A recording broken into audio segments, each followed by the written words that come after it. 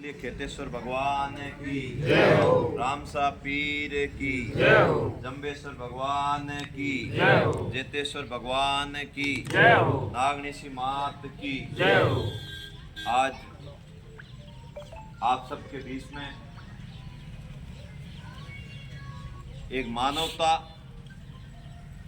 पर्यावरण, गौ माता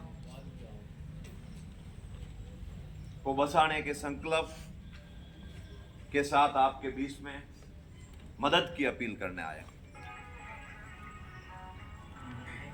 ये मुद्दा कोई राजनीति का नहीं, क्योंकि राजनीति की बात करेंगे सभी प्रकार की सरकारें आई गई, सब हुआ, लेकिन वो दूषित पानी कम होने की जगह रोज बढ़ता गया। पहले मेरा गांव पीड़ित था, डोली, उसके बाद अब आराबा, कल्याणपुर से सरवड़ी की तरफ बढ़ गए। हम ये बात रखने के लिए आपके बीच में आए कि हमारा गांव या हमारी वनस्पति अगर बर्बाद हो गई है, आगे अगर इससे बढ़ने से रोका जाए और पीछे से इस पानी को बंद करवा दिया जाए तो हमारी आगे जो कई गांव में वनस्पति है, मानवता है, पूरी की पूरी बच सकती है। मेरे आसपास का 20 किलोमीटर का इलाका पूरा का पूरा जलमग्न है। 5 किलोमीटर चौड़ाई में और 20 किलोमीटर लंबाई में ये पानी फैला हुआ है। इसके अधीन बाड़मेर जिले की बात करें, जोधपुर की बात ना करें तो भी बाड़मेर जिले की बात करें तो मेरे गांव से लगाकर कल्याणपुर सारलाई तक ऐसे 32 तालाब है जो इस पानी से दूषित हो गए, खराब हो गए, खत्म हो गए। बात करें सिंकारा स्पेशल प्रोजेक्ट की, वन्य जीव अभ्यारण्य क्षेत्र, हमारा दवाडोली क्षेत्र विश्नोई समाज बहुतायत में निवास करता है, तो वहां पर सिंकारा को बसाने के लिए, हिरण को बसाने के लिए स्पेशल सरकार की ओर से अभ्यारण्य बनाया हुआ है। अब उस अभ्यारण्य को बसाना है, सरकार तो बसा नहीं पाई, पता नहीं उनके ऊपर कौन सा दबाव आ रहा है। हिरणों के लिए वो लाखों रुपए का, करोड़ों रुपयों का बजट उठाते हैं, लेकिन हिरण पहले हमारे यहाँ पर 4 से 5 हजार हिरण थे और आज 200 से 250 हिरण बसे। परसों 1-2 दिन पहले आप और हम सब ने ट्विटर पे ट्रेंड चलाया था मुक्ति संग्राम आंदोलन का, उसमें एक हिरण की फोटो वायरल हो रही थी, काला सिंकारा की, आप सबने देखी होगी। आज सुबह न्यूज आई कि वो सिंकारा इस दूषित पानी को पीते हुए खत्म हो गया, अपने जीवन की लीला को समाप्त कर गया। उसका पाप कहीं न कहीं हम सब पर सड़ रहा है। एक दलित समाज का घर, जिसे प्रधानमंत्री आवास योजना के लिए कितने नेताओं के पीछे पीछे घूमना पड़ता है, उसको कितने लोगों की जी हजूरी करनी पड़ती है, उसके बाद उसका मकान बनता है और उस मकान में पिछले 1.5 महीने से पानी पड़ा है, वो भी दूषित पानी। उसका बेटा वह बाहर टपड़ी में बैठा बैठा माँ से कहता है, माँ मेरे इस घर में से कब ये पानी खाली होगा और कब अंदर जाकर चैन से सोएंगे। और मुझे लगता है अगर पानी खाली भी हो गया तो वो घर उनके अब रहने लायक नहीं रहेगा। जिस घर में 1.5 से 2 फीट तक, 1.5 से 2 महीने तक पानी रह जाता है, वो घर फिर मुझे नहीं लगता कि रहने लायक होगा, एक तरह से खंडर बन जाएगा। और वापस ये भी कोई गारंटी नहीं कि वो पानी कम कब होगा, क्योंकि पानी तो दिन ब दिन बढ़ रहा है। अब वो लोग बोल रहे कि ये तो बरसात का पानी है। मैं मानता हूँ कि बारिश अच्छी हुई, थोड़ा बहुत बारिश का पानी भी इसमें शामिल है, लेकिन 12 मास चलने वाला ये पानी, बरसात तो हमारे यहाँ महीना 2 महीना होती है, उसके बाद बारिश भी नहीं होती है। 12 मास ये पानी चलता है, कई हजारों बीघा में फैला रहता है। रोहिड़ा बहुतायत में पाया जाता था, आज राज्य वृक्ष है, सरकार की जिम्मेदारी बनती है या तो इसके ऊपर से, रोहिड़े के ऊपर से राज्य वृक्ष का तमगा जो लगा है, जो उपाधि दी है, उसको छीन ले या फिर इस वृक्ष को बसा ले। आज हमारे यहाँ पर रबारी समाज निवास करता है और रबारियों की हमारे यहाँ पे पता नहीं, पूरा का पूरा इलाका हर गांव में जाते हैं, रबारियों का ज्यादा आता है उस रास्ते में। रबारी समाज के घरों में पिता पानी पड़ा है कि उनके भेड़ बकरियां अंदर एक तरह से पैक हो गई, उनको बाहर निकालना भी हाथ नहीं है। घरों के टांके पूरे के पूरे पानी से प्रदूषित हो गए। कुल मिलाकर बात यह है, सरकारें उदासीन हो गई है, कोई सुनने वाला नहीं है। अब आपके अंदर ताकत है, जनता के अंदर ताकत है। मैं किसी पार्टी की बात नहीं करूंगा, मैं बात करूंगा किसान आंदोलन की। उस समय जब पक्ष विपक्ष सब लोग बोल रहे थे ये बिल कभी वापस नहीं हो सकते क्योंकि सामने मजबूत है, लेकिन किसान हारे नहीं। 12 महीने तक संघर्ष किया, 12 महीने तक सड़कों पर रहे।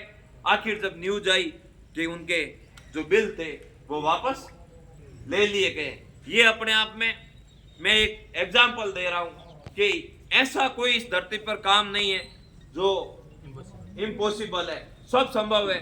ताकत होनी चाहिए। अपना एरिया थोड़ा शांत और मर्यादित एरिया है, यहाँ पर जन आंदोलन जैसे कामों में हम लोग कम सक्रियता दिखाते हैं, जिसका नतीजा यह है कि डोली इधर बर्बाद हो गया, इधर रामपुरा, मज्जल, अजीत, महेश नगर सहित समदड़ी तक पाली का पानी पहुंचने लग गया। उधर जाएंगे तो नागाना के आसपास, एमपीटी के आसपास के जो गांव हैं वो पूरे के पूरे बोरवेलों में गंदा पानी हो गया। इधर बालोतरा देखेंगे, जेरला, अपने जेरला के पास तिलवाड़ा में रानी रूपा देवी जी का पालना के पास इतना बड़ा ओरण छोड़ा हुआ था, इतनी बड़ी गौसर छोड़ी हुई थी, पूरे के पूरे इन लोगों ने बर्बाद कर दी। अब हमारा आपसे यही निवेदन है कि आज ये विपदा यहाँ आई है, कल यहाँ भी आ सकती है और अब अनेक तरीकों से इस लड़ाई को लड़ा। हमने 5 साल तक एनजीटी में लड़ाई लड़ी, एनजीटी में हम केस जीते। एनजीटी कोर्ट ने आदेश दिया कि एक बूंद पानी किसान के खेत में किसी फैक्ट्री या औद्योगिक इकाई का नहीं छोड़ सकते, और जितने सालों तक इनके खेतों में पानी छोड़ा है उनका इनको मुआवजा दिया जाए। लेकिन मुआवजा तो दूर की बात है, पानी को दिन ब दिन बढ़ा रहे। हम जब हाथों हाथ एकदम से इनके घरों में पानी भरा, तब हम ग्रामीणों की ओर से, हम लोगों की ओर से मदद की सलाह की कि भाई इन लोगों की मदद करें, खाने पीने राशन का सामान अवेलेबल कराए। जब एक माँ के पास, एक महिला के पास, एक नारी शक्ति के पास हम पहुंचे, उन्हें राशन का किट दे रहे थे, तो महिला के जो शब्द थे मुझे बहुत भावुक कर दिया उन शब्दों ने। उस महिला ने कहा कि बेटे मुझे इस किट की आवश्यकता नहीं है, मुझे आवश्यकता है तो इस पानी से आजादी की आवश्यकता है। मेरा घर जो इस पानी से खंडर हो गया, मेरा घर अगर नया नहीं बनेगा तो भी मुझे कोई इतनी आपत्ति नहीं होगी, लेकिन इस पानी को, इस विषैले वातावरण को शुद्ध करने का काम आप कर लो। मैं मान लूंगी कि आप हमारे लिए मदद करना चाहते हो। हम 5 दिन भूखे रह जाएंगे, हम 5 दिन भूखे रह जाएंगे, लेकिन इस पानी से हमें अब आजादी दिलाओ। उसी का नतीजा था जब उप मुख्यमंत्री जी बाड़मेर दौरे पर थे, बड़े प्यार से हम हमारी बात कहने के लिए सड़क पे आए। जनप्रतिनिधि होने के नाते हमने विधायक जी को आगे किया। मैंने कहा भाई विधायक जी जनप्रतिनिधि है, क्या पता ढंग की बात करेंगे, उनको अपनी रैंक बढ़ानी थी, नंबर बढ़ाने थे उप मुख्यमंत्री जी के सामने। पता नहीं नए नए थे या तो जानते नहीं होंगे, इस वजह से वो कैसे भी करके अपनी रैंक बढ़ाने के चक्कर में झूठ बोल गए। ये झूठ भगवान उनको कभी माफ नहीं करेगा। उन्होंने कहा, इस तरह की बात कही कि यहाँ पर ट्रीटमेंट प्लांट लग गया है, स्थितियां कंट्रोल में है, ऐसा कुछ नहीं है, मैं देख रहा हूँ।